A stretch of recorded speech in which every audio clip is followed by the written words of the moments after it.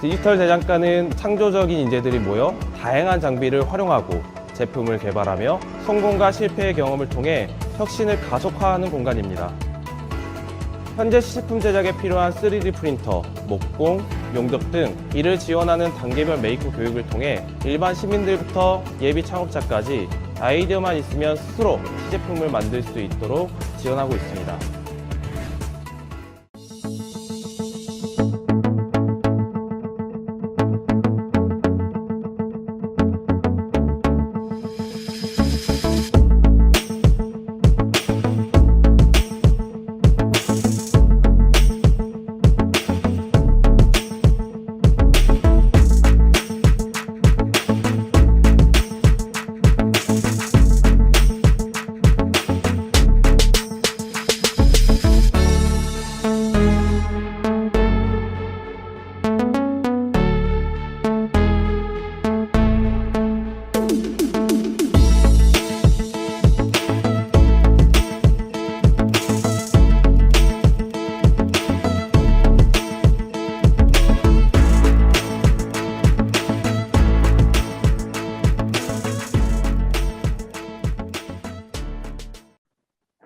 네. 안녕하세요. 저는 소개받은 권영민이라고 하고요. 네, 주로 청소년 진로 교육에서 드론을 가지고 아이들을 만나고 있습니다. 혹시 네, 저는 어제 이제 그 군포시에 가서 또 초등학생들 한 10명하고 이제 온라인으로 드론 수업을 했는데 저도 계속 지금 비대면으로 하다 보니까 온라인 수업으로 줌을 많이 사용하고 있는데 어제 신기했던 게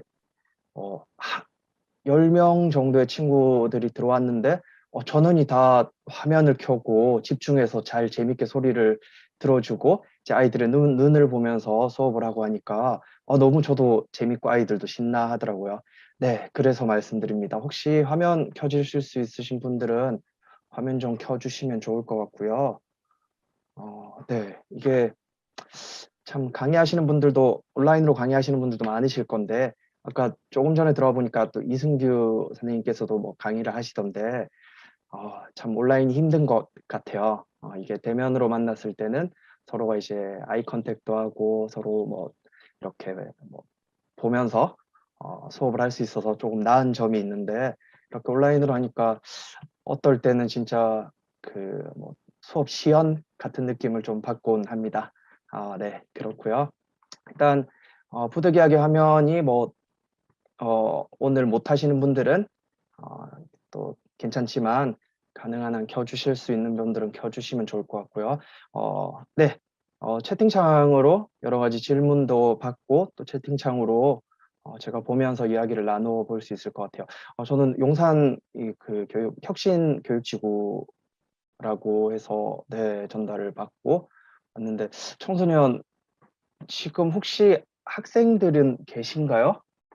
네, 조금 하는 게 제가 주로 이제 초등학교, 중학교에 가서 아이들하고 이제 드론 강사, 드론 조종사로 진로 수업을 하고 있고요. 그리고 이제 학교에 가면 대면으로 학교에 갔을 때는 이제 2교시 정도로 해서 드론 수업을 하고 있습니다. 1교시는 이제 이론 위주로 드론의 뭐 역사나 드론의 어원부터 시작해서 드론이 지금 어떻게 활용되고 있는지에 관한 부분들을 이야기를 하고 이제 2교시 때는 드론을 날리기가 참 날릴 만한 공간이 많진 않아요. 그리고 또 비싸고 좋은 드론일수록 조종은 쉬운데 아이들이 이제 취미로 하는 완구용 드론인 완구용 드론은 조종하기가 더 힘들어요. 예, 이게 좀 아이러니한데 완구용 드론들은 가격이 저렴하다 보니까 드론의 센서들이 탑재가 덜 되어 있어서 조종하기가 힘들고 완구용 드론 같은 경우는 그래서 2교시 때 학교에서는 강당에 가서 아이들에게 조종법도 알려주고 이제 같이 체험 수업을 하는 그러고 있다가 이제 코로나 때문에 비대면 온라인 수업을 주로 지금은 진행하고 있고요. 제게 네, 온 시간이 이제 60분 정도고요. 제가 일단 PPT를 준비를 해서 PPT로 통해서 오늘은 이론 위주인 것 같아요. 네, 초등학생 친구들도 있는데 그런 것 같습니다. 드론을 한번 조종하는 법을 알고 배우는 여기까지가 제가 바라는 목표는 아니고요. 드론을 가지고 이제 드론의 시장성은 어떻고, 드론이 이런 직업이 되는구나. 그래서 나도 드론 좋아하는데 그러면 드론 강사나 드론 조종사나 드론 관련 직업들을 꿈꿔볼 수 있는, 내가 좋아하는 것을 찾을 수 있는 그러한 것까지 갔으면 좋겠다라는 마음으로 오늘 수업을 하고 있습니다. 네, 그러면 저는 네, 지금 초등학생 친구들도 있으니까 청소년들 눈높이에 좀 맞춰서 드론을 수업을 진행하려고 하고요. 네.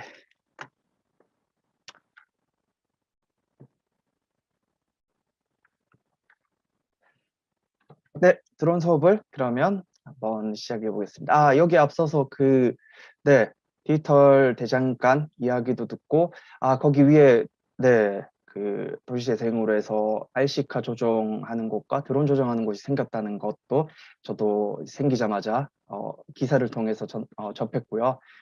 다만 아쉽게 가보지는 못해서 한번 가보고 싶긴, 네, 합니다. 가보고 싶긴 하고, 그곳에 이제 드론을 조종할 수 있게 좀 연습장이 생긴 이유가 아무래도 서울에서도 그렇고 드론을 조종할 만한 곳이 없다 보니까 또 추가로 생긴 개념이지 않을까 하고 이 강의 말미에 또 드론을 조종할 수 있는 곳이나 이런 부분도 한번 이야기를 나눠볼 수 있도록 하겠습니다.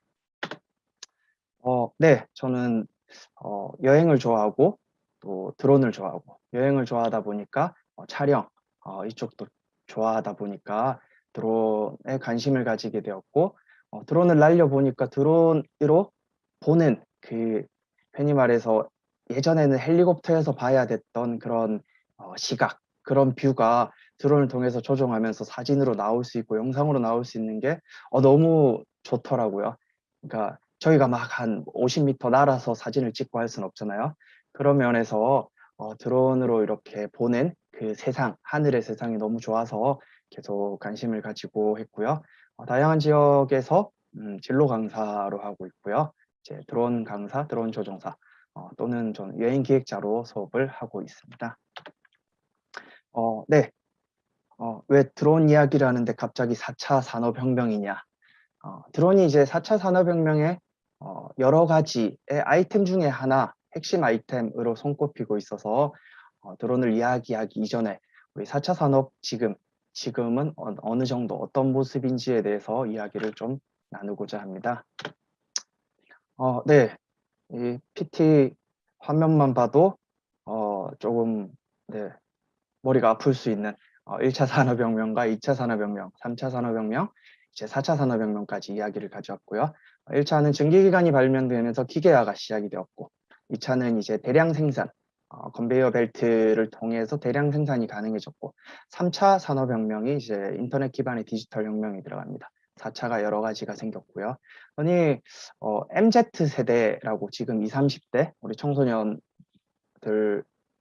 2000년생이면 포함이 되는데 그렇게 보면 밀레니얼 세대는 3차 산업혁명과 함께 인터넷과 함께 발달을 해온 세대고 Z세대 2000년대, 네, 1990년대생부터 2000년대생까지의 Z세대는 4차 나오니까 4차 산업혁명이 이루어지고 있고 3차 산업혁명이 이미 판이 깔려져 있는 상태에서 그렇게 시작되는 연령대를 가지고 있습니다.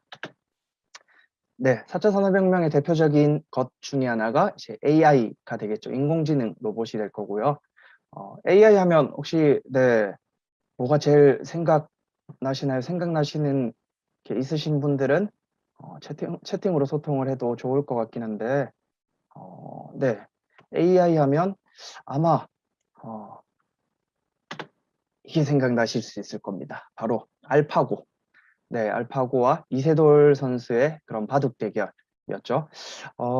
AI가 엄청난 발전을 하고 있습니다. 어떻게 보면 여기까지는 안 오겠지 했던 바둑, 정말 몇 수를 다 계산을 해야 되고 정말 좀 더 고민이 많이 필요한 이러한 바둑 세계에서도 알파고를 유일하게 알파고로에게 1승을 얻어낸 이세돌 선수가 정말 대단할 정도로 그 이외에 모든 인간은 알파고한테 바둑을 쳤고 이제 바둑 이전에도 체스 같은 경우도 인간이 이기겠지 했는데 이제 저 인공지능한테 다 지고 있고 그러다 보니까 점차 AI 또 인공지능이 발달하면 발달할수록 인간의 그런 사람들의 포지션, 입지들은 어떻게 되는가라는 여러 가지 의견들이 많고 미래를 한번 저희도 잘 예측도 하고 고민도 하고 또한 어떤 면에서는 로봇에게 시대를 당한다는 그러한 내용도 있고 로봇을 우리가 계속 인간에게 편안하게 쓸 수 있다라는 이러한 의견들도 있는데 후자를 잘 선택해서 갈 수 있도록 해야겠죠. 네, 그리고 로봇도 개발되고 있습니다. 로봇계 스팟이라는 걔가 2015년에 나왔고요. 미국의 보스턴 다이내믹스에서 만들어서 이걸 지금 현대차가 인수를 한 걸로 알고 있어요. 스팟 같은 경우는 아마존 회장님이 이제 애완견처럼 사서 데리고 다녔죠. 그것도 기사가 됐는데 이 같은 경우는 한 대에 이제 단돈 5천만 원이면 로봇개를 키우실 수 로봇개가 있고 로봇개 같은 경우는 미국에서 실생활에 쓰인 게 코로나 때 공원을 다니면서 로봇개에 음성을 인식을 시켜서 좀 사람들이 모여 있거나 하면 로봇개가 가면서 흩어지세요. 코로나 집에 들어가세요. 뭐 이런 역할들을 했었고요. 그리고 이족 직립보행 아틀라스 여기에 대한 내용을 잠시 영상으로 좀 볼 수 있도록 하겠습니다.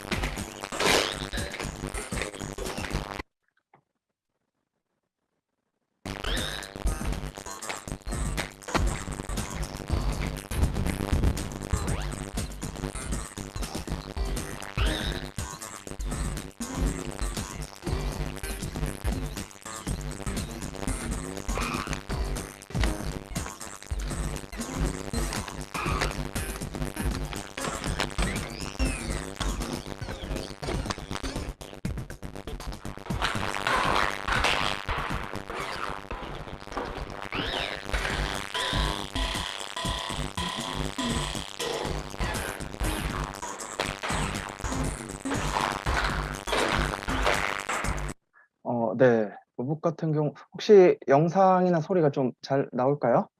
네, 혹시 안 나오거나 하면 말씀을 좀 해주시면 좋을 것 같고요.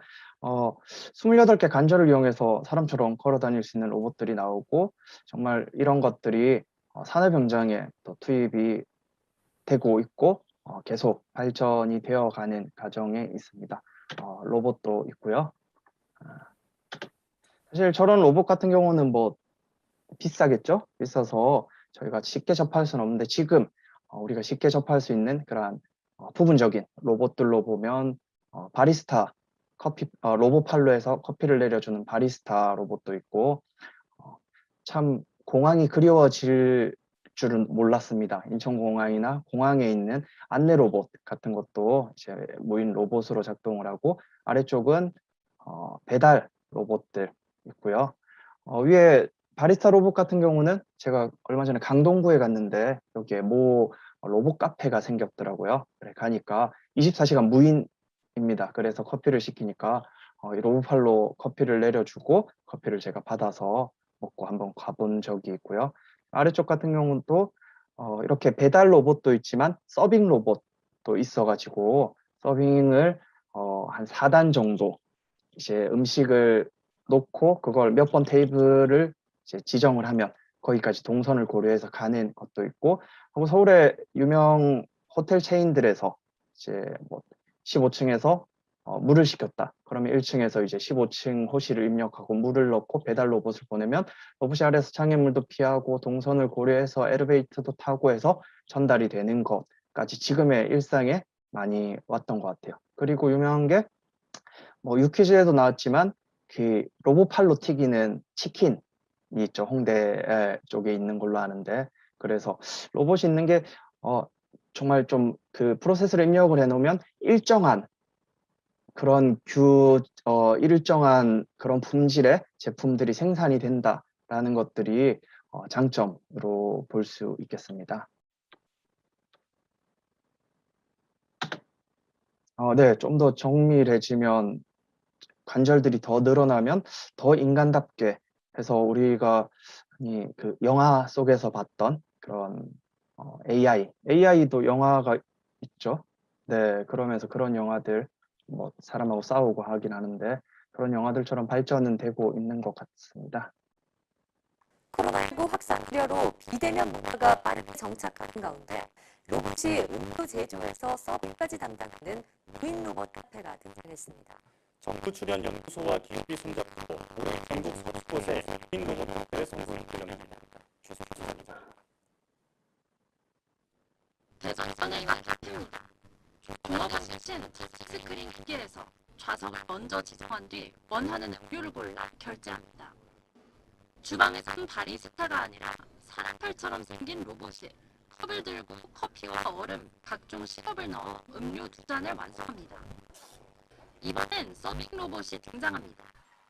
완성된 음료를 넘겨받아 주문할 때 지정한 좌석 앞까지 정확하게 배달합니다.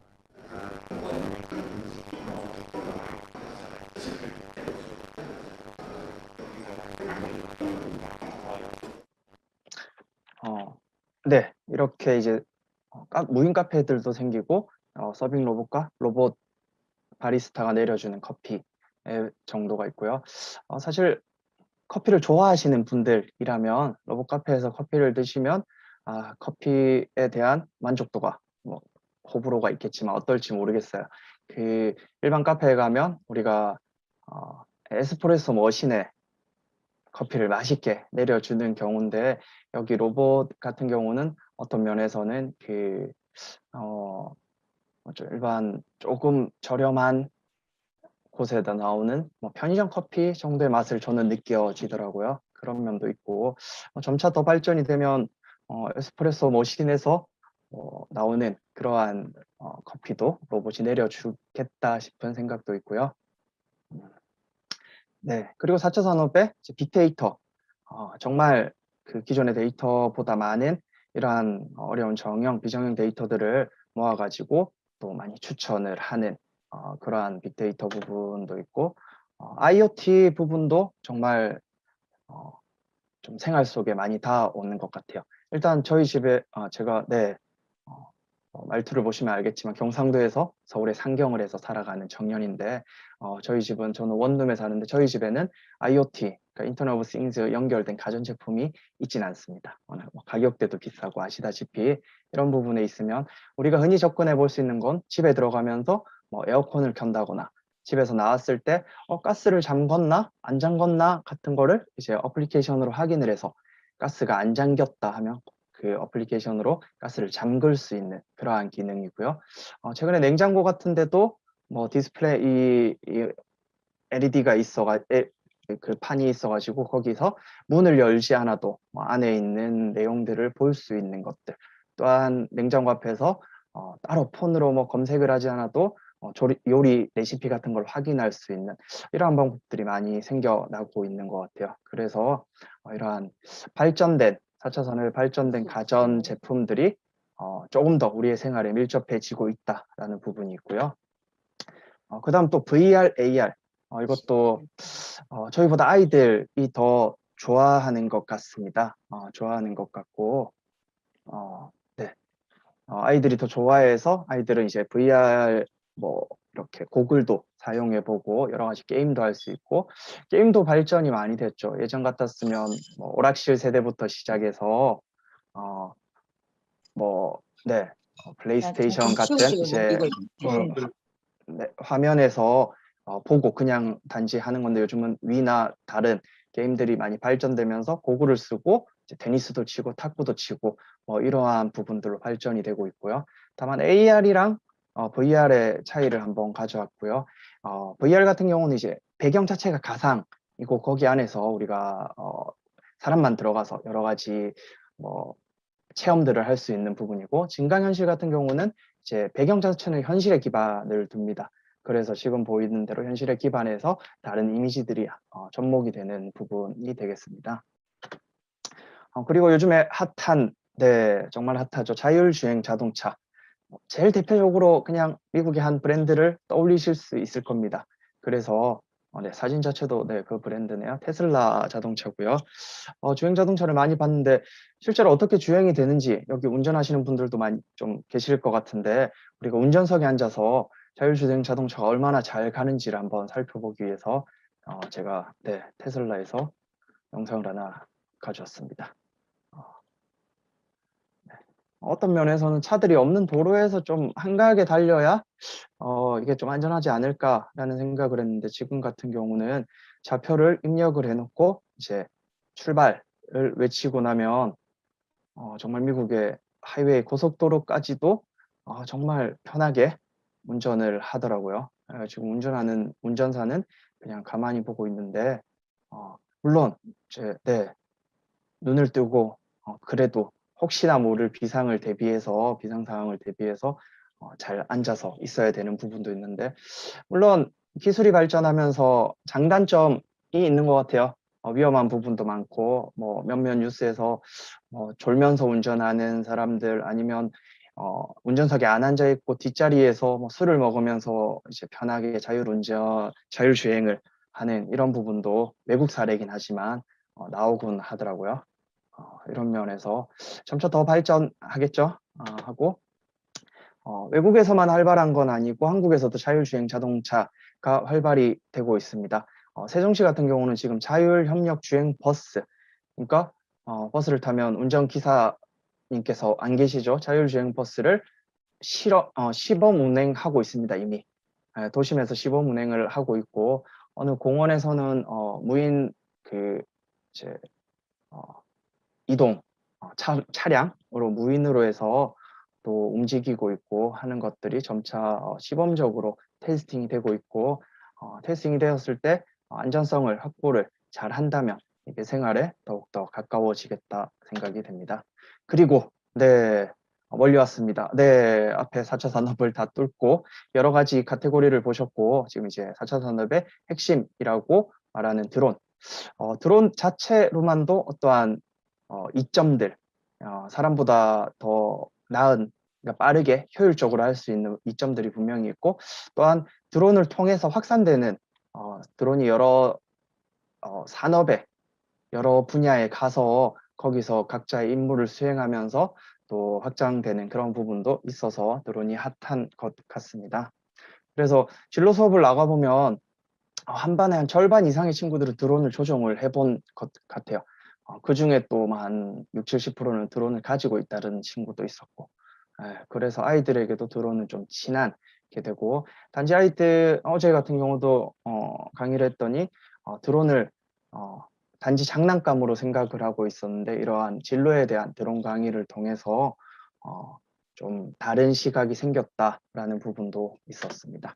네, 그러면 우리 빠르게 가보면, 드론이라고 하면 아마 왼쪽 여기 화면에 나오는 사진의 속의 이미지를 떠올리실 수 있을 겁니다.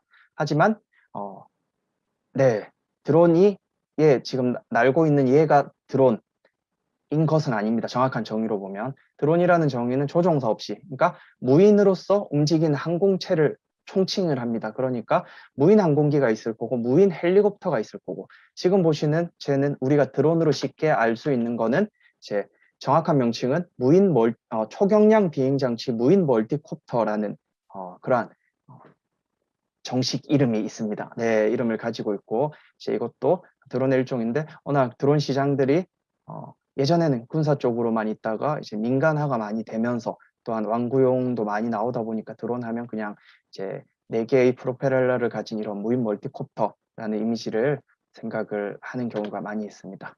네, 드론이라는 곤충은, 드론이라는 이 이름은 이제 여러 가지 유래가 있는데, 일단 한 가지 설 중에 하나가 벌에서 왔다, 벌의 날개가 이제 윙 거리는 소리가 드론 프로펠러 소리와 비슷하다. 그래서 드론인데 벌이면 이제 영어로 B라고 하는데 숫벌이 영어 단어로 드론이라는 네, 영어를 가지고 있습니다. 그러다 보니까 드론의 사전적 정의가 숫벌도 되지만 무인 비행 물체라는 부분을 가지고 있습니다. 드론의 역사는 네, 비행의 역사 부분을 먼저 얘기를 하는데 이제 최초로 비행기를 설계를 한 사람이 있어요. 이탈리아의 화가이죠. 레오나르도 다빈치 선생님께서 날고 싶은 욕망을 그 당시에 설계를 해요. 비행 물체를 설계를 해서 지금의 글라이더 형식의 비행 물체를 설계를 하십니다. 하고 이제 그 이후에 라이트 형제가 비행기를 최초로 만들었다가 되어 있죠. 그 당시는 비행기가 인류가 최초로 날았다는 비행기는 고작 한 12초 동안 한 40m를 난 게 인류 최초의 비행이 됩니다. 그게 1905년 정도로 알고 있는데 비행의 역사가 어떻게 보면 한 100여 년 조금 더 지났는데 그렇게 오래 되지는 않은 것 같습니다. 점차 발전을 해왔고요. 그러니까 무인 비행기부터 시작해서 무인, 사람이 없이 조종하는 여러 가지들의 그런 물체들을 생각할 때 이분을 빼놓을 수가 없는 것 같습니다. 니콜라 테슬라, 네, 전기공학자, 에디슨과 동시대를 살아갔던 전기공학자가 되고 있고요. 무선 통신기술, 라디오, 레이더 등을 발명을 했고요. 이분을 통해서 무인 비행기가 나오게 되었습니다. 이 당시는 그 조종사들이 비행기에서 추락이 되고 하면서 인명 피해도 있고 이러한 부분들을 좀 무인으로 해서 그러한 피해를 좀 줄여보고자 하는 그런 취지에서 시작이 되었다고는 하는데 그게 결국은 전쟁으로 이어지죠. 1차, 2차 세계대전을 통해서 지금의 전쟁 또는 전투에도 드론들이 활용되는 걸 보면 그 역사가 전쟁과 함께 시작이 된 것 같습니다. 1918년에 미국 최초의 자폭 무인기 캐털링 버그이고요. 여기 같은 경우는 조종사 없이 조종사 자리에 폭약을 설치를 해서 이제 날려서 어느 위치가 되면 한 80km 넘게 날아갔다고 하더라고요. 날아가면서 좌표의 부분에서 날개가 이제 떨어져 나가고 그냥 이 기체 자체가 폭탄용으로 해서 투하가 되었다라고 하고요. 그다음 이제 영국의 무인기인 얘도 있죠. 네, 퀸비라는 이름을 가지고 있고 앞에서 드론이 숫벌의 그 소리와 비슷하다 해서 드론이라는 명칭이 되었다라는 부분도 말씀드렸는데 또 다른 설로는 여기에 퀸비라고 시작을 했는데 어떻게 그 군용 또한 이런 사람을 죽이는 잔인한 것에 여왕이 퀸이라는 단어를 쓰냐 이렇게 해서 드론으로 바뀌었다. 여왕벌이 아닌 숫벌의 그런 명칭을 가져오자 해서 드론으로 바뀌었다는 이런 설도 있습니다. 네, 계속 점차 발전합니다. 드론은 계속 발전을 해서 제트 추진 무인기인 이 파이어비는 베트남 전쟁에서 여러 가지 활약을 했고요. 그 다음은 우리가 한 번쯤 들어보셨을 수도 있는 글로벌워크, 네, 그거도 무인 정찰기가 되죠. 글로벌워크가 있고 또 영화나 이런 TV 속에 특히 영화 속에 많이 나오는데 보면 어느 미군에서 미군 군사용품이니까 미군에서 쓰겠죠. 프레데터라고 해서 영화 속에 많이 나옵니다. 어느 본부에서 프레데터 조종사가 이제 그 카메라를 보면서 조종을 해서 폭격도 하고 어떻게 정찰도 하고 감시도 하는 이런 부분들이 있겠습니다. 네, 드론의 역사는 이렇게 오면서 군사용에서 이제 민간화가 많이 되면서 레저용 드론들이 많이 나왔고 그러면서 왕구용 드론까지 시장이 확 커진 것 같습니다. 그러다 보니까 지금 드론 교육원을 하거나 드론 쪽, 무인 멀티콥터 쪽을 좀 이제 여러 가지 사업들을 하시는 분들이 무인 헬기에서 조종하시다가 넘어오신 분들이 많다고 들었습니다. 그렇게 이제 발전이 되어 왔고요. 민영화가 많이 되다 보니까 정말 저렴한 드론까지도 나오게 되었고 드론의 가격대가 천차만별이 되었습니다. 그런 면에서 보면 이제 흔히 제일 유명한 민간 드론은 DJI라는 중국 회사에서 민간 드론 전 세계 시장의 뭐 70% 정도를 차지하고 있다라는 이런 독보적인 그러한 브랜드가 있기도 하고요. 왕구용 드론 같은 경우는 이제 유명한 한국에서도 우리에게 유명한 거는 시마라는 브랜드가 유명한 드론이 되겠습니다. 네, 군사용 드론은 드론의 시작과 동시에 지금까지 발전되어 왔고 계속 발전이 되고 있습니다. 이렇게 군에서 던지면서 날리는 드론부터 시작해서 리퍼 또는 글로벌 워커까지 고고도 무인 정찰기까지도 다 드론으로 볼 수 있으니까 이렇게 되고요. 오른쪽에 보시면 사진 속에 이제 미군이 가져다니는 그러한 초소형 드론입니다. 작지만 잠자리 같이 생기고 작지만 얘 가격도 한 5천만 원 정도 된다고 하더라고요. 아무래도 예전에 이런 모퉁이에서 적군을 확인을 하려면 다양한 방법들을 썼겠죠. 얼굴 내밀다가 이제 돌아가신 분도 계실 거고, 뭐 거울로 이용을 할 수도 있고, 뭐 카메라 등으로 이용을 하다가 지금 이제 드론으로도 여러 가지 정찰들을 하고 있는 그런 실제 쓰이고 있는 군사용 드론이 되겠습니다. 네, 드론의 여러 가지 쓰임들, 군사용 드론도 있고 의료용 드론들도 많이 발전하고 있습니다. 그래서 아마 지금 또 개발된 핫한 드론인데 이것도 하나 영상을 보고 오겠습니다.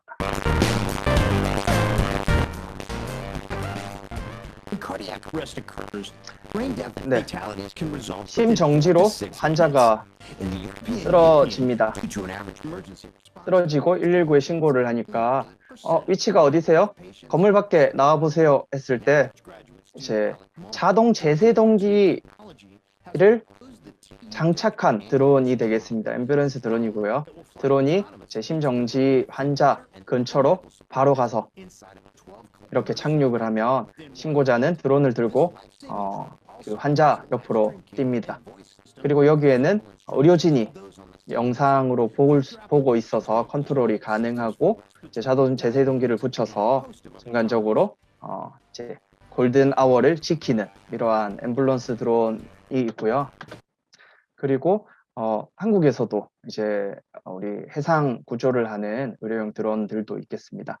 얘 같은 경우는 시범 운영을 했었고 얘가 순비라는 친구인데 이제 바닷가에서 지금은 너무 계속 안타까운 점들이 생각이 나네요. 지금은 동해도 그렇고 부산도 그렇고 해수욕장들이 다 닫혀서 정말 힘든 시국을 살아가고 있는데 그렇지 코로나 이전 시대 때 사람이 빠졌을 때 아무래도 빠진 사람을 찾기도 힘들잖아요. 그러다 보니까 해수욕장에 뭐 이렇게 높은 의자를 두고 사람을 많이 봤는데 지금은 이때 운용은 감시를 할 수 있는 일반 촬영용 드론이 해수욕장 해변을 계속 순찰을 하고 거기서 구조자를 발견했을 때 바로 이 튜브를 단 이 드론이 가서 구조자에게 튜브를 던져주는 형식이었습니다. 그러다 보니까 아무래도 사람이 튜브를 가지고 아무리 빨리 그 전문적인 수상 구조 요원이 간다고 해도 드론이 날아가서 일단 튜브를 던져주는 시간만큼은 안 되겠죠. 그렇게 튜브를 던져주고 동시에 보트나 이제 배를 가지고 또 구조 요원들이 접근을 해서 요 구조자를 구조하는 부분이고요. 뭐 이렇게 튜브 형식도 있고 아니면 물에 닿았을 때 바람이 들어가면서 펴지는 그러한 바람이 들어가는 공기 주입형 뭐 튜브도 있고 여러 종류로 이제 달면 되겠습니다. 결국 드론은 하는데 드론이 쓰이는 여러 가지 방법들이 다양한 것 같아요. 그리고 지금도 그렇고 드론이 쓰이는 가장 대표적인 부분이 바로 농업용 드론인 것 같아요. 방제 산업들을 드론이 하고 지금은 그 방제를 넘어서서 벽실을 파종하는 것까지도 드론이 한다고 합니다. 네, 그래서 또 기사를 하나 농촌의 가져왔습니다. 수용 고령화와 인구 감소로 농사질 사람이 부족해 어려움을 겪고 있는데요. 최근에는 드론을 도입해 농사를 짓는 농가가 늘고 있습니다. 한 번에 세 사람이 일하는 거뜬히 해내 반응이 좋지만 극복해야 할 기술적인 한계도 많다고 합니다. 백정규 기자가 취재했습니다. 농민 41살 이형택 씨는 2년 전 농사용 드론을 구매했습니다. 거금 3천만 원 이상이 네, 들었지만 농업용 드론은 않을 정도로 드론 자체가 2천에서 3천만 원 정도 되는 무게 한 20kg 정도 될 것 같습니다. 20에서 25kg 정도 될 것 같고 지역을 풀며 방제 사업도 함께 벌이고 있습니다. 당국 같은 경우에는 농업외로 드론 방제를 해서 4천만 원 정도 수익을 올려서 방제도 네, 수익이 많이 되고 있는 부분이죠. 보통 농민 3명이 경운기를 이용해 1.2헥타르 돈의 농작을 살포할 때 5시간이 걸렸지만 드론으로는 혼자서 20분 안에 작업을 끝낼 농촌에서는 사람 3명에서 5시간을 할 일을 드론으로 20분 만에 하다 보니까 이제 그 3분의 일자리는 없어진 게 되겠죠. 확실히 기술의 발전이 주는 이러한 부분들이 있고 그래도 효율적인 면, 효과적인 면에서 보면 드론이 월등히 앞서서 드론을 통해서 많이 이제 농촌에서도 활용을 하고 있습니다. 그리고 측량용 드론들 예전 같았으면 측량용도 지금도 그렇지만 이제 비행선을 많이 쓰는 편이었죠. 그런데 드론으로 하늘에서 이제 땅 지적도의 사진들을 수백 장을 찍어서 이걸 프로그램을 통해서 합해서 이러한 이미지, 그래픽을 만들어내는 부분의 측량용도 드론으로 많이 활용이 되고 있고요. 그리고 또 핫한 부분이고 많이 쓰이는 부분이 촬영용 드론 쪽이 있겠죠. 예전에 그 방송사들에서는 헬기를 한 대씩 가지고 있었던 것 같아요. 제 어릴 때도 보면 헬기에서 막 그 헬기를 타고 뭐 리포터가 기자가 얘기를 하고 이런 부분들을 봤었는데 그 유지비가 정말 수십억, 수백억이 들다 보니까 헬기 자체도 비싸고 드론으로 많이 바꿔 있는 추세라고 합니다. 그래서 방송국에서 쓰는 뭐 드론들은 위에 보면 뭐 인스파이어 기종 뭐 400에서 600 그 이상에 되는 뭐 1,000만 원짜리 이 정도 그 이상의 기체들이 될 거고 근데 TV 프로그램에 보면 드론이 많이 나오는데 드론이 뭐 이렇게 비싼 것까지 안 쓰는 경우도 많더라고요. 러닝맨이나 이런 데 신서유기 이런 데를 보니까 매빅 시리즈를 사용을 하더라고요. 매빅 2나 매빅 시리즈를 사용해서 매빅 2기종도 저렴하지만 4K까지 영상 촬영이 되다 보니까 촬영을 하는데 별 지장이 없는 것 같습니다. 네, 그리고 여러 가지 산업용에 드론이 많이 쓰이고 있는 것 같아요. 지금은 누가 실종되었다 하면 드론은 무조건 뜨게 되어 있는 것 같고요. 소방 작업도 드론이 가서 얼마 전에 작년에 기사 하나가 이제 한 5, 6층에 불이 났다 이랬을 때 드론이 호스를 연결해서 쭉 올라가서 물을 뿌리는 그러한 드론들도 소방 쪽으로 개발되고 있는 것 같고요. 하나 이제 아마 아이디어로 나온 실제로 아직 나오진 않았는데 드론들이 네, 여러 가지 이제 물폭탄처럼 불을 끌 수 있는 소화 가루가 들었겠죠. 그런 것들을 발사를 해서 외부에서 건물에 나는 불들을 끄는 뭐 이런 부분도 있고 한 것 같습니다. 그리고 전선 점검들 한전에서 하는 이런 것도 예전 같았으면 뭐 사람이 올라가거나 해야 되는 부분을 지금 보니까 2인 1조로 가서 한 명은 드론을 조종하고 한 명은 카메라를 통해서 균열은 없는지 이상은 없는지 체크를 하는 그러한 산업에 활용이 되고 있습니다. 아마존이나 알리바바 같은 글로벌 전자상거래 기업들은 지금 무인기 드론을 이용한 물류 기술 개발 한창인데요. 국내에서도 드론으로 시범을 많이 합니다. 네, 이게 아마 18년 정도 뉴스 클립인 것 같은데 세차게 돌던 이 택배 상자를 품은 드론이 힘차게 날아오릅니다. 드론은 상공 50m 위로 떠오른 채 4km를 날아 작은 산 등량구의 마을 배관에 착륙합니다. 집배관이 우편물을 꺼내자 드론은 다시 출발해 공으로 돌아옵니다. 육지체 화산까지 협력하는 날들이 기다리는 신나는 네, 10분 남짓. 네네. 네, 들리시나요? 네네. 그 10분 정도에 4km. 그러니까 이게 원래 들어가려면 배 싣고 배편 고려해서 가서 이렇게 전달해야 되는데 이렇게 날아가는 그래서 이거를 뭐 상용화를 할 거다 하는데 아마 여러모로 지금은 좀 딜레이 되는 부분이 있는 시국인 것 같습니다. 그래서 이거 같은 경우는 20km 정도를 움직인다고 하고요. 그리고 지금 이 영상 같은 경우는 한강공원에서 배달용으로 피자나 치킨을 한강공원에서 시범으로 배달을 한 내용이 되겠습니다. 그래서 서울에서도 한강공원에서 드론 배송, 드론 배달을 시범을 했고 상용화까지 생각을 하겠다 이러고 있습니다. 근데 드론을 보면 이렇게 좋은 점도 있지만 부작용도 많이 있겠죠. 뭐 드론 테러들도 일어나고 있고 이렇게 시설 테러도 있지만 인물 살상 테러들도 지금 외국에서 발생을 하고 있습니다. 그리고 몰카 범죄들이 있죠.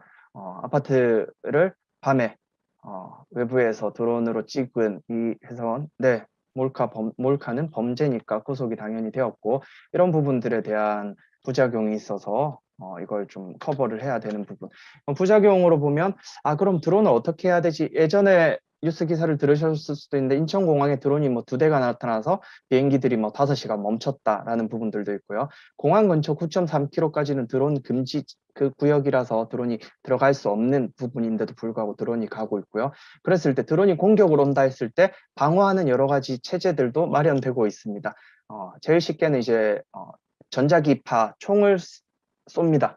총을 쏴서 드론과 컨트롤러 조종기에 있는 그 전파를 끊어서 드론을 추락시키는 경우가 있고요.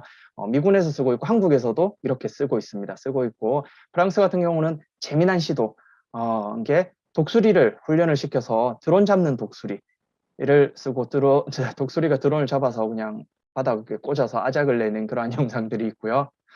그리고 또 다른 건 드론 잡는 드론에 그물을 설치해서 드론을 이제 그물로 해서 프로펠러가 멈추게 해서 추락시키는 이런 경우들이 있었습니다. 있고 부작용, 네, 이런 부분을 예방하기 위해서 개인이 해야 되는 거는 지금 결국은 개인이 해야 되는 거는 드론 같은 경우는 좀 그 법적인 시스템을 갖추고 있고 면허를 올해 3월에 그 4등급으로 나눠가지고 면허도 따게끔 만들고 있고 예전 같았으면 매빅 시리즈를 그냥 편하게 날렸는데 지금은 매빅 시리즈 그냥 성인들이 취미로 가장 많이 활용한다는 그러한 일반적인 드론을 날리더라도 면허를 따야 되고 교육을 받아야 되는 부분이라서 지금 아마 이런 부분에서 개인들에게는 교육을 받게 만들어서 그 인지를 시키고 하지 말라고 하는 이런 경우가 있는 것 같습니다. 예방을 하기에는. 그러고 거기에 뭐 벌금들도 이렇게 해서 하게끔 되어 있습니다. 결국은 날리는 사람이 또 좀 바른 정신 상태를 가지고 있어야 되는 부분이 있기도 한 것 같습니다. 일단 이 정도로 얘기를 드려보고요. 그러면 네, 드론의 미래는 어떻게 되는지 이 영상 잠시만 보겠습니다. 그러니까 드론은 분명히 무인 이거 드론 택시입니다. 얘 같은 경우는 두바이에서 드론 택시를 한번 날려보았고 이게 제가 알기로 18년인가 되었고 2021년에 뭐 상용화를 시키겠다라고 되었는데 여기 결과는 저도 정확히는 모르겠지만 이런 드론 택시로 발전이 되는 것 같아요. 그러니까 지금의 드론이 앞에 말씀드렸던 여러 가지 현재 쓰이는 분야들도 있지만 더 발전해서 드론 택시나 이제 플라잉카라고 해서 나르는 자동차까지 발전이 되고 있는 부분이 있습니다. 우버 회사에서 드론의 미래를 한번 가져 있습니다.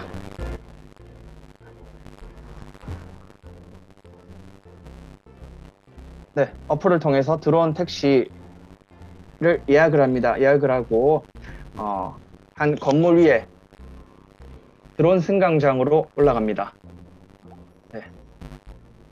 이제 스카이포트로 올라가서 여기는 지하철처럼 폰으로 태그를 합니다. 그리고 들어가서 드론 택시를 기다려서 드론 택시를 타게 됩니다.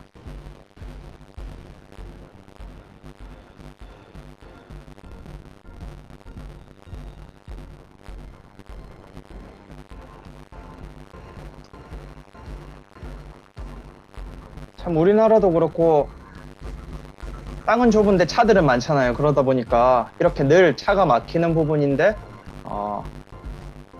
하늘길은 열려 있으니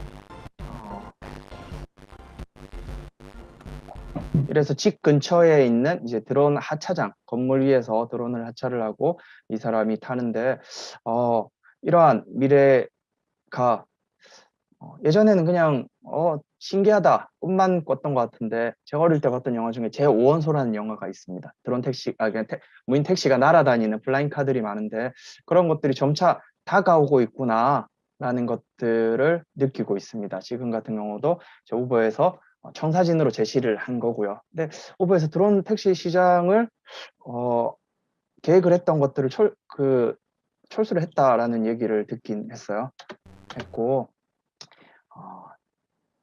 네, GS에서도 여러 가지 청사진들을 기자입니다. 내고 있습니다. 국내 정유업계 간판 기업인 GS 칼텍스가 세계 최대 규모 IT 전자 전시회인 CES 2021에 처음으로 출사표를 냈습니다. GS 칼텍스는 온라인으로 개최된 CES 2021에서 드론 배송과 미래형 주유소의 모습을 영상에 담아 선보였습니다. 영상 제작을 위해 지난해 제주도와 여수에서 실제 드론 배송 시연을 진행해 보면서 기존 주유소 공간을 재해석한 미래형 주유소 모델을 선보이기 위해 공을 들여왔습니다. 영상 속에는 드론이 주유소에서 대기하다 고객의 주문이 들어오면 물건을 접수해 이번 아, CES 네. 2021에서 방금 봤던 그런 부분인 것 같아요. 이제 집에서 날리는 게 아니고 주유소의 천장들은 옥상들은 좀 유유 공간이죠. 그렇게 있으니까 드론 곳곳에 있는 주유소들을 활용을 해서 거기를 드론 승하차 이 착륙장으로 만들고 이제 뭐 배달들을 하겠다. 뭐 이런 정사진을 또 제시를 한 부분이 있습니다. 영상에 소음이 많이 들리세요? 지금 이게 네, 춤 문제일 수도 있을 것 같고 이 영상은 네, 제가 자주 쓰는 영상들이긴 한데 다시 한번 다음에 체크를 하도록 하겠습니다. 드론이 상업적으로 가장 먼저 활용될 분야들은 상업적으로 보면 드론 택배 쪽이 좀 실현이 되지 않을까요? 드론 택배 부분에서 근데 이런 부분인 것 같아요. 아마존이나 외국 이제 영국이나 미국에서 테스팅을 했을 때는 아무래도 땅이 넓고 집들이 띄엄띄엄 있다 보니까 뭐 마당에 착륙할 수도 있고 이러한 조금 드론 택배가 움직이기 용이한 이러한 인프라를 가지고 있었는데 한국 같은 경우는 고층 건물이 많잖아요. 그랬을 때 어떻게 되느냐.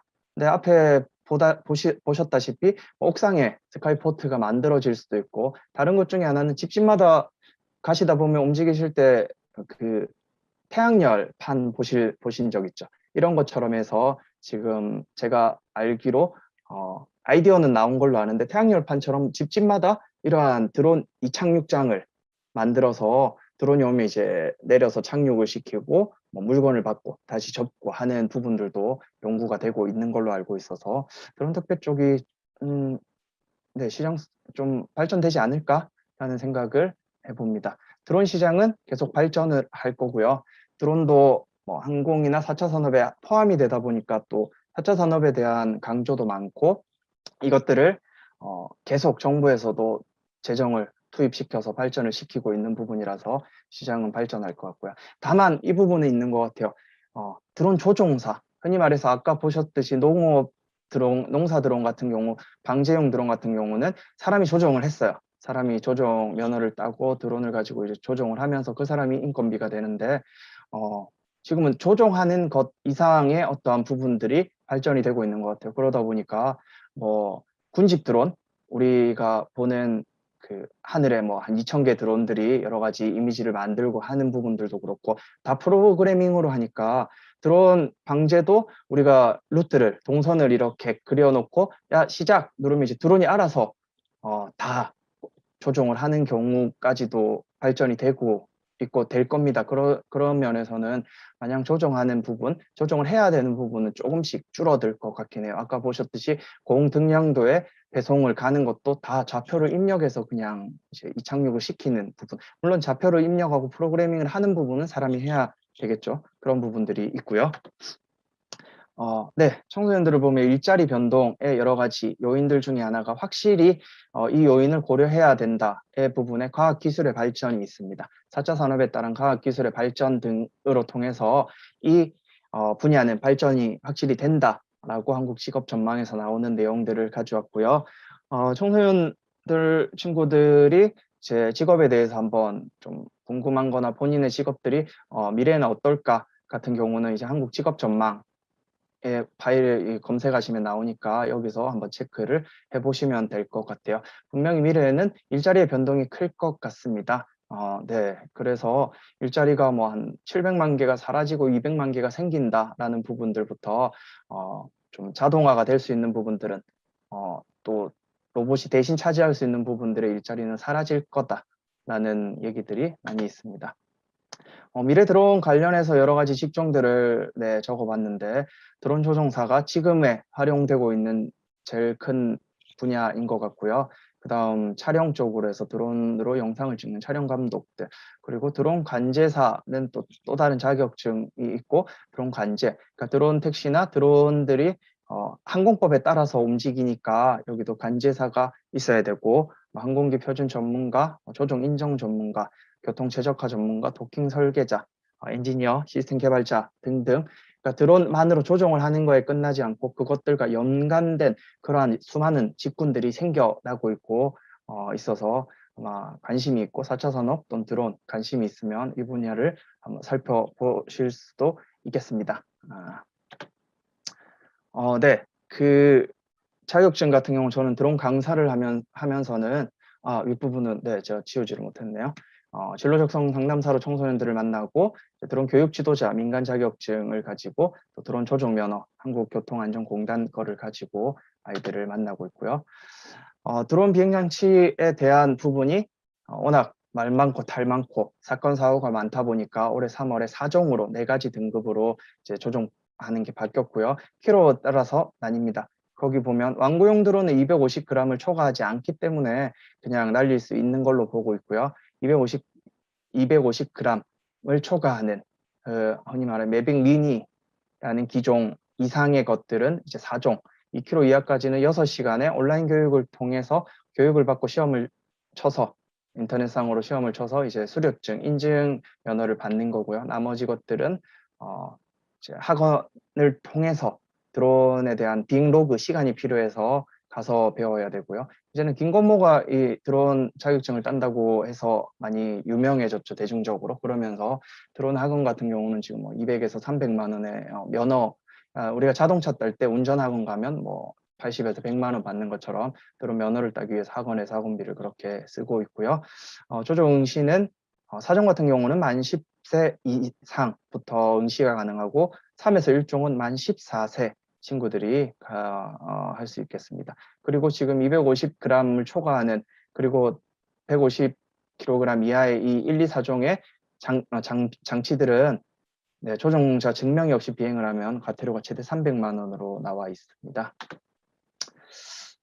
네, 드론이 이제 혁신적으로 성장하는 그 직업 전망에 보면 5번의 드론 전문가, 드론 콘텐츠 전문가들이 아직 발전이 된다, 시장성이 있다라고 보고 있고요. 드론을 관련해서 그러면 어떻게 갈 수 있는가라는 부분에서는 드론이 핫해지다 보니까 다양한 분야에서 드론을 배울 수 있는 부분들이 있고 또한 드론을 전문적으로 갈 수 있는 부분들이 있어서 가져왔고요. 만약에 초등학교, 중학생 같은 경우는 이제 드론 직업 고등학교에서 뭐 드론과를 만들었다 이런 것을 눈여겨볼 수 있겠죠. 그리고 항공대 스마트 교육 드론 공학과가 신설이 되어서 대학교에도 드론을 전공하는 대학들이 생겼습니다. 생기다 보니까 이런 곳에 고등학교 드론으로 와서 대학도 드론으로 갔다가 군대도 드론 조종사로 갈 수 있습니다. 드론 부대가 있어가지고 드론 쪽으로 가서 할 수도 있고, 혹시 공무원 시험을 준비를 생각을 한다면 분야별로 드론의 자격증이 있으면 가산점도 얻을 수 있는 부분이 있으니까 관심을 가지면 좋을 것 같습니다. 그리고 드론은 일단 분야를 떠나서 제일 처음에는 드론이 본인에게 적성에 맞는가 이 부분도 매우 적성과 흥미가 맞는가에 대한 부분이 매우 중요하다고 생각이 됩니다. 그래서 적성 흥미를 하려면 일단 드론을 사서 날려봐야겠죠, 먼저. 그래서 준비하는 게 이런 드론, 귀엽죠? 네, 이거는 제 완구용 드론인데 정말 저렴한 제일 저렴한 가격대에 형성이 되어 있는 이런 드론들은 사서 한번 날려볼 수 있겠죠. 이런 조종기로 해서. 저도 드론으로 입문을 하게 된 게 저도 드론 강사님을 따라서 보조로 따라갔다가 이제 드론을 날리고 이렇게 하다 보니까 제가 곧 조종을 곧 잘 하더라고요. 너무 재밌는 거예요. 그러면서 이런 작은 드론부터 시작해서 뭐 10만 원짜리 드론 갔다가 20만 원짜리 드론 갔다가 60만 원짜리 드론 갔다가 지금은 네, 저는 이제 150만 원짜리 드론을 날리고 있고요. 이게 그 매빅 네, 에어2라는 기종이고요. 이거 같은 경우에 촬영으로도 많이 일반 앞에서 말씀드린 대로 TV 프로그램에서도 이 기종을 많이 사용하고 있는 그러한 시리즈고요. 그랬을 때 드론에 대해서는 한번 조종을 해봤으면 좋겠는데 당장 드론을 사기 힘들다 또는 드론을 산 친구들에게도 조종을 연습하려면 이 앱을 추천을 하고 있어요. 이 앱은 뭐 저랑 아무 관련이 없는 앱이긴 한데 제가 드론 시뮬레이터 앱들을 여러 가지를 활용을 해보니까 이 앱이 정말 좋더라고요. 그래서 한번 그 친구들도 여기 폰으로 구글 스토어나 들어가서 드론 시뮬레이터라고 치면 딱 이 모양, 이 지금 어제까지도 확인을 했습니다. 이 모양의 어플이 있어서 여기 들어가면 드론으로 조종을 폰으로 할 수 있게 되어 있고요. 이게 좋은 게 지금 드론들을 조종기가 없이 폰으로 조종하는 드론들도 있습니다. 밑에 패럿에서 나온 이제 카고 드론 같은 경우도 얘는 조종기가 따로 있지 않아서 오른쪽처럼 이렇게 폰이랑 연결을 해서 조정을 하는 경우가 있으니까 이 어플을 통해서 연습하기는 좋을 것 같습니다. 여기에 팁은 이 폰에 뒤에 보면 패드가 있죠. 이 패드 다이소에 2,000원 하더라고요. 이렇게 사셔서 또 연습을 해보실 수 있을 것 같습니다. 아니요. 이제 질문들이 있으시고 또 사전에 몇 가지 좀 질문들을 뽑아본 게 있어서 말씀을 드리자면 궁금한 사항들 있으시면 제가 아는 선에서 함께 이야기를 나눠보면 좋을 것 같고요. 드론이 상용화되면 상공에 많은 문제가 당연히 생기겠죠. 그래서 그 상용화가 힘든 것 같긴 해요. 다만 하늘의 관제사도 그렇고 하늘 길에 대해서 동선의 여러 가지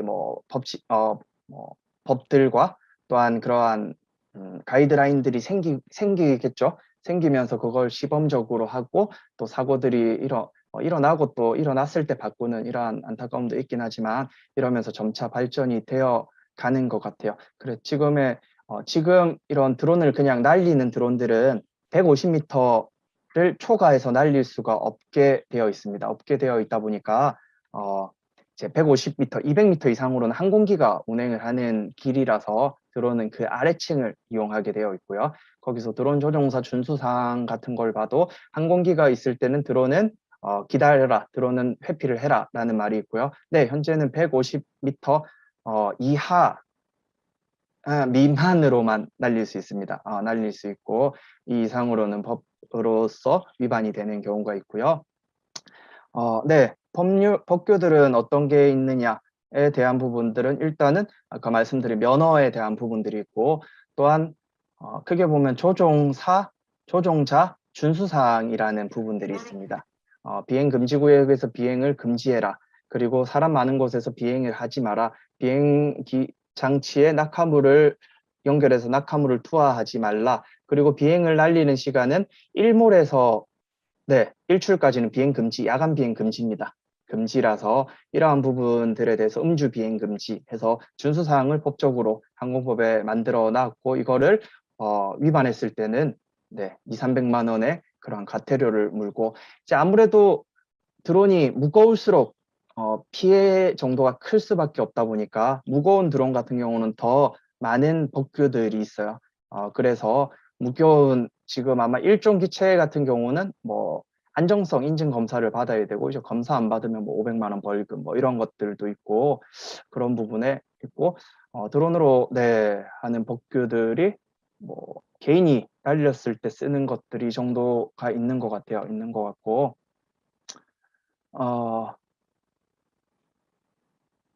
드론을 활용한 직업을 삼는다면 아까 말씀드린 그 드론들이 지금 있는 직종도 있고 이제 미래 발전하는 그러한 직종까지도 같이 포함이 되어 있었고, 단순하게 보면 드론 조종사나 촬영 기사 정도가 요즘에 활용이 되고 있었다라고 하면, 그것들이 점차 여러 분야들, 아까 위에 말씀하신 대로 관제사가 있고 항공에 관한 전문가가 있어야 드론 택시도 그렇고 드론들이 높이 날아갈 때 뭐 항로 등에 대한 부분들도 커버가 되니까, 이러한 전문 새 자리들이 생기는 것 같아요. 직업들이 생겨서 만들어질 것 같고, 다만 이런 부분인 것 같아요. 제가 드론의 자격증 면허를 가지고 있는데 제가 관제사 시험을 쳐서 드론 관제사를 하는 경우가 있을 거고, 관제사를 하시던 분들이 드론을 배우고 면허를 따서 드론 관제사를 하시는 분들이 있으실 때,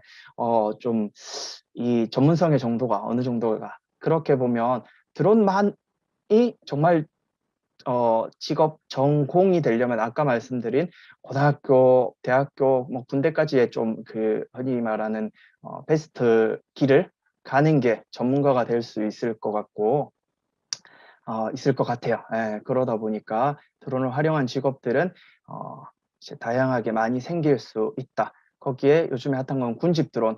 2018년 평창 동계올림픽 때 1218개 드론으로 개막식을 했었죠. 오륜기를 드론으로 표현을 해서 이게 기네스북에 올랐는데, 그런 군집 드론 같은 경우도 이제 프로그램을 하는 프로그래머가 있으니까, 그게 인텔에서 지원을 했었나 그랬던 것 같은데, 그랬을 때 프로그래머가 드론에 입력을 다 해서 그냥 날리고 여러 가지 이미지를 표현하니까, 그런 직업들 같은 경우는 이제 뭐 드론 군집 비행 프로그래머 이쪽의 직업들이 되겠죠. 활용이 되는 거고, 하고 드론으로 하는 그런 퍼포먼스들이 이전에는 하던 그 불꽃놀이들이 지금 드론으로 많이 바뀌어가고 있습니다. 드론 영상으로 드론의 그런 군집 비용으로 바뀌어가고 있고요. 그게 안전성 면이나 환경적으로 훨씬 낫다라고 해서 많은 지자체에서도 군집 비용을 쓰고 있고요. 08년 하계 동계올림픽 때 1218대로 한국이 기네스북에 올랐는데, 이게 그 다음에 바로 중국에서 1300대 이상의 드론을 날리면서 기네스북이 깨졌고, 지금 드론 군집의 기네스는 아마 중국이 가지고 있는데, 그 1300개가 아닌 더 많은 수의 드론을 날렸는데, 중국에서 날리긴 했으나 네, 현대 제네시스 소개할 때에 현대가 한 그러한 군집 비행이 되어서 뭐 애매하네요. 일단 한국하고 중국이 군집 비행을 잘 하고 있는 걸로 네, 보면 될 것 같고, 네, 드론 조종이 정말 어려운 것 같아요. 네, 드론 조종은 어려운 것 같습니다. 예, 순식간에 눈앞에서 사라져 버려서, 장난감용 드론 중에 균형을 잘 유지하며 중지해 주는 드론은 장난감용을 빼고 비싼 드론일수록 가만히 잘 있습니다. 네, 죄송하게 완구용 드론은 저도 아이들하고 체험 수업을 하는데 너무 힘들어요. 조종하는 게. 지금 제 드론 같은 경우는 배터리가 30분 정도 날아요. 그래서 제 건에 이륙시켜 놓으면 그 자리에서 30분 동안 가만히 있습니다. 저는 밥 먹으러 갔다 올 수도 있습니다. 그 정도가 되는데, 완구용 드론 같은 경우는 센서들이 이제 부족하다 보니까 계속 흘러가요. 왔다 갔다 움직이고 이래서 조종하기가 쉽지 않죠. 그러니까 제 드론 같은 경우는 띄워놓으면 가만히 있으니까 마음에 위안이 있으니까 조종이 좀 편한 거고, 왕구용 드론들은 띄워놓으니까 얘가 막 벗어나요. 이리 갔다 저리 갔다 하니까 계속 불안해서 당황하고 조종하기가 더 힘든 부분이 있는 것 같고요. 그래서 왕구용 드론이 조정이 좀 힘든 것 같기도 하고, 다만 왕구용 드론을 구매하실 때는 이 기능, 자동 호버링이라는 5글자를 잘 기억을 하셔야 됩니다. 이게 가만히 떠서 있는 기능, 그런 GPS 기술이고요. 그랬을 때 자동 호버링이 없는 기체도 있어요. 저도 가지고 있는데, 자동 호버링이 없는 기체는 얘가 가만히 높이를 유지를 하지 않습니다. 그래서 계속 업앤다운을 하기 때문에 저도 조정하기가 너무 힘들더라고요. 그래서 요즘에 웬만한 드론들은 다 자동 호버링이 된다라고 나와 있어서 이 기종을 선택을 하시면 될 것 같고, 얘 같은 경우는 소닉인데 3만 원대. 얘 자동 호버링이 됩니다. 가만히 잘 떠 있어요. 근데 가만히는 아니겠죠. 뭐 한쪽으로 흐르고 옆쪽으로 흐르고 하는 거가 있고, 이게 그대로 정지는 잘 안 해 있지만 좀 많이 움직이는 경우는 트림 조종이라고 해서 또 조종 방법이 있어서 그걸로 좀 움직이는 걸 막아주는 방법이 있기도 하고 있기도 합니다. 예, 그러고 아무래도 가격대가 조금씩 높아지는 것들이 균형을 잘 유지를 하고 정지를 해 둘 수 있는 것 같아요. 그런 면에서 완구용으로 그냥 이제 소모품이다 보니까 잃어버리고 또한 부서지고 합니다. 그랬을 때 한번 이제 뭐 아이들에게 사줘서 재미가 있느냐, 이걸 한번 보시고 조정을 하면서 단계를 올리시는 게 낫지 않을까라는 거고, 완구용 드론으로 치지는 않지만 완구용 드론과 일반, 제일 저렴한 그러한 레저용 드론 사이에 있는 정도는 한 20만 원대 드론들 같은 경우는 좀 잘 유지를 하고 있어요. 그런 것들이 있는데, 그게, 네, DJI에서 나온 드론도 있고, 아까 보여드렸던 잠시 그 폰으로 조정을 했다는 그 드론, 페럿에서 나온 카고 드론 같은 경우도 얘가 한 10만 원대 하는 것 같아요. 얘도 좀 유지를 잘 하는 편입니다. 그 정도로 생각을 하시면 되고, 다만, 조종을 하는 공간이 힘든 것 같아요. 가정에서 드론을 쉽게 날리라고 저는 얘기를 못해요. 가정에서는 장애물도 많고 부서질 것도 많고 깨질 것도 많고 위험하거든요, 분명히. 드론은 이 작은 드론이라도 드론이 날릴 때 드론을 잡으면 손이 베일 수가 있어요. 배워봤는데 그 정도로 위험하기 때문에 넓은 공간을 확보를 잘 해놔야 되는데, 그럼에도 불구하고 그러면 나가서 공터에서 날리면 되죠라고 하는데, 그것도 하나의 방법인데 공터에서 날린다면 바람의 영향을 많이 받아요. 그래서 이제 계속 좀 나눌 수밖에 없는데, 비싸고 좋은 드론은 바람의 강도에 따라서도 드론이 알아서 기울기까지 조정하면서 서 있으려고 하는데, 완구용 드론은 날아가 버리죠. 그런 경우가 있어서 좀 바람의 영향을 안 받는 공터에서 안전한 공터, 충분한 그 넓이를 확보한 곳에서 날리면 좋고, 그게 제일 좋은 게 학교 강당입니다. 네, 그 정도가 될 것 같고, 그렇다고 또 공터 찾자 해서 주차장에서 날리는 친구들이 있는데 위험합니다. 네, 주차장은 아시겠죠? 아찔하잖아요. 드론이 추락했다. 네, 이제 어떤 차에 따라서 다릅니다. 그런 부분도 잘 고려를 해두시면 좋을 것 같고요. 조금, 네, 질문 중에서 보면 완구용 드론은 한 3만 원부터 한 10만 원대까지라고 보실 수 있겠습니다. 네, 저도 완구용 드론은 한 8종류를 가지고 있는데, 네, 안타까운 게 뭐냐면 얘 같은 경우는 배터리가 있어요. 배터리를 있는데 완구용 드론의 한계는 비행 시간입니다. 얘를 1시간에서 2시간 배터리를 충전하면 고작 5분 납니다. 5분. 네, 배터리를 더 오래 충전한다고 더 오래 나는 건 아니고, 그래서 드론을 사실 때는 이렇게 사시면 드론 배터리를 추가로 여러 가지를, 뭐 카메라 쓰셔도 그렇잖아요. 드론 배터리를 여러 개를 사시는 거를 추천을 해드리고요. 하고 뭐 또 성인분들도 계시니까 또 드론을 이제 구매를 하실 부분들은 또 등급에 맞게, 무게에 맞게 면허까지도 생각을 하셔서 사셔야 되고요. 영상들도 여러 가지가 나올 수 있는 것입니다. 네, 여기서는, 네, 좀 받은 질문 중에 하나가 드론을 우주에서 날릴 수 있는가? 화성에 이번에 갔던 그 탐사선에서 드론이 날았죠. 화성에서 드론 운영을 했고, 또 사전 질문 중에 제일 좀 이거는 그냥 얘기를 해보고 싶은 게, 드론으로 해보신 가장 멋진 일은 어떤 것인가요? 이거에서 저는 따로 뭐 지금 아직 결혼 안 하고 애들도 없기 때문에, 근데 조카들이 있어요. 조카들하고 여행 갔을 때 바다에서 애들 뛰어노는 모습들이나 이런 것들을 찍어주면 정말 그때가 제일 보람이 있는 것 같고, 그래서 제 친구들 몇 명도 애들하고 놀러 갈 때 찍을 거라고 제가 판매 좀 했습니다. 저는 연결은 안 되는데 애들이 또 가지게끔 이렇게 얘기를 했고요. 다만, 네, 이 한 가지만 하고 마무리를 좀 했으면 좋겠는데, 드론 촬영을 할 경우에는 1, 2, 3, 4종 기체에 상관이 없이 무조건 신고를 해야 됩니다. 네, 드론 원스톱이라는 그 페이지에 일괄적으로 신고를 하면 되게끔 되어 있고요. 드론 촬영에 대해서는 국방부가 네, 그거를 체크를 하는 그런 기구가 됩니다. 그래서 네, 잘 하셔야 돼요. 4일 이전에 이제 허가를 받아야 되고, 허가 때문에 그러다 보니까 드론 날릴 곳이 많이 없는 것 같습니다. 많이 없는 것 같고, 서울 같은 경우는 드론을 공식적으로 날릴 수 있는 곳이 드론 공원들이 한 4군데 정도 있는 것 같고, 드론으로 봤을 때 서울 지역은 드론을 거의 날릴 수 없습니다. 강북 이상 지역들은 드론 금지 구역이 되고요. 청와대 인근이라서 드론 금지 구역이 되고, 강남 포함한 강북까지 해서 전역은 드론 제한 구역이 되겠습니다. 그러다 보니까 드론으로 딱 그 라인에서 풀리는, 그 지역에서 풀리는 곳이 막 강동구 저기 하남 옆에 가야 그 신고를 안 하고도 날릴 수 있는 부분이 좀 있고, 뭐 보니까 뭐 구로구 아래쪽 뭐 가야 날리는 부분이 조금 있는데, 그 부분들은 잘 신경을 쓰시면 될 것 같고, 그래서 드론 제한구역이나 비행구역, 금지구역이 아닌 곳에서 드론은 150m 미만까지는 신고 없이 날릴 수 있습니다. 네, 그런 부분도 체크하시면 될 것 같습니다. 네. 어, 네, 드론에 대해서는 네, 이런 경우에 저는 따로보다 이제 제가 블로그를 운영을 하고 있어서 뭐 드론 블로그는 아닌데 드론 내용도 있고 여행 내용도 있어서 네이버에서 이렇게 청나그네 세상 여행이라고 치시면 내용이 있으니까, 혹시 뭐 드론에 대해서 궁금하신 부분들이나 있으면 여기서 뭐 쪽지를 주셔도 되고 이 부분으로 연락을 주시면 될 것 같고요. 용산 지역사회 드론과 관련된 정보들은 네, 네, 잘 모르겠습니다.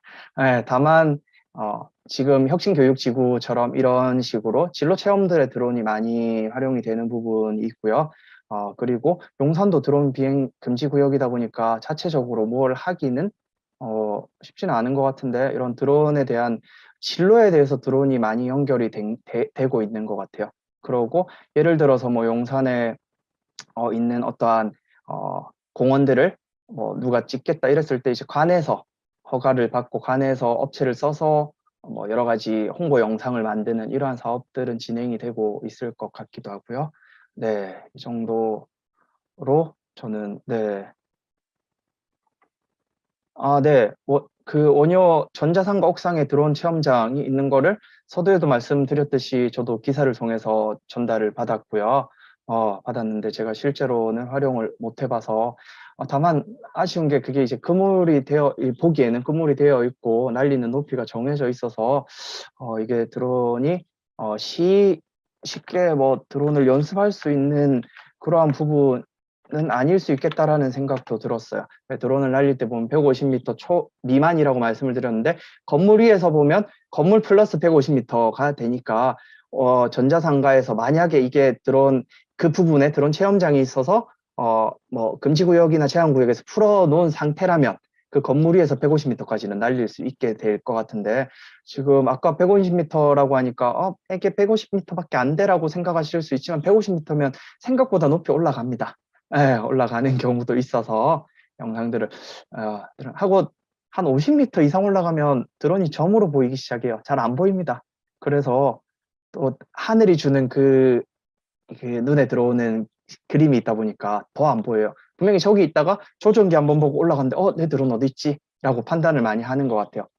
근데 좋은 드론들은 이제 드론에 그 리턴 투 홈이라는 기능이 있어가지고 드론을 이륙한 곳으로 자동으로 돌아오게 하는 기능이 있어요. 그래서 드론에 대한 염려는 좀 덜하는 편이고, 그러면 드론이 어느 곳에서 설정한 높이에 맞춰서 이제 드론 착륙장까지 자동으로 버튼 하나만 누르면 돌아오는 게 있습니다. 그 기능이랑, 드론 날릴 때는 드론도 보는 것도 중요하지만 이제 영상을 통해서 보통 좋은 드론들은 쓰기 때문에 이제 드론으로 저 같은 경우는 제 위치를 잡고 제 위치 있는 방향들을 카메라로 잡고 이제 조종을 해서 돌아오게 만드는 경우들도 있고, 오늘은 네, 이 정도에서 드론의 전반적인 내용들을 했는데, 드론 보통은 이제 학교나 이런 데 가면 드론 조종법도 애들에게 가르치거든요. 드론에 대한 충전하는 것부터 시작해서 배터리 부분들, 또 드론 기체랑 컨트롤러 조종기를 연결하는 바인딩 방법부터 해서 드론 조종은 어떻게 한다를 가르치고 있어서, 또 기회가 되면 네, 또 좋은 기회가 돼서 또 이런 자리가 있으면 좋을 것 같고, 여기서 한 가지 말씀을 드리는 건 3만 원짜리 드론, 그리고 제가 가지고 있는 150만 원짜리 드론, 제가 면허를 딸 때 이제 그 연습을 했던 2천만 원짜리 드론 조종법이 다 똑같습니다. 그래서 조종법은 이제 아이들한테도 익혀놓고, 아까 말씀드린 어플도 뭐 계신 분들도 한번 활용해봐도 좋을 것 같아요. 조종법은 똑같기 때문에 활용을 하시면 되고, 서울시 네, 자치구 중에서 드론 교육이 활성화된 지역이 있다면 네, 다른 지역들은 모르겠지만 일단 제가 사는 성동구 같은 경우는 4차 산업혁명 체험센터라는 다른 센터가 하나 있습니다. 센터가 있어서 그곳에 그래서 4차 산업의 이야기, 로봇 이야기, 거기 안에 강당을 만들어서 드론을 날려볼 수 있게도 되어 있고, 거기는 드론 레이싱을 할 수 있게끔 장애물도 구비가 되어 있어서 그렇게 이게 뭐 어떤 예산으로 만들어져 있는지는 모르겠지만 성동구 4차 산업혁명 체험센터라고 해서 따로 저기 한양대 근처에 건물이 크게 만들어져 있어서 이 정도 그런 곳이 있다는 게 활성화된 지역인 것 같고, 네. 저희 동네를 말씀드릴 수 있어서 다행이네요. 그래서 오늘은 네, 토요일 이 황금 같은 오전 시간 또한 점심 시간인데도 이렇게 이야기 들어주셔서 감사드리고요. 아마 배가 고프실 거라 생각이 됩니다. 그래서 이 정도로 마무리를 하고 또한 다음에 좋은 기회 있으면 뵐 수 있도록 하겠습니다. 네, 지금까지 드론 강사 권영민이었습니다. 감사합니다.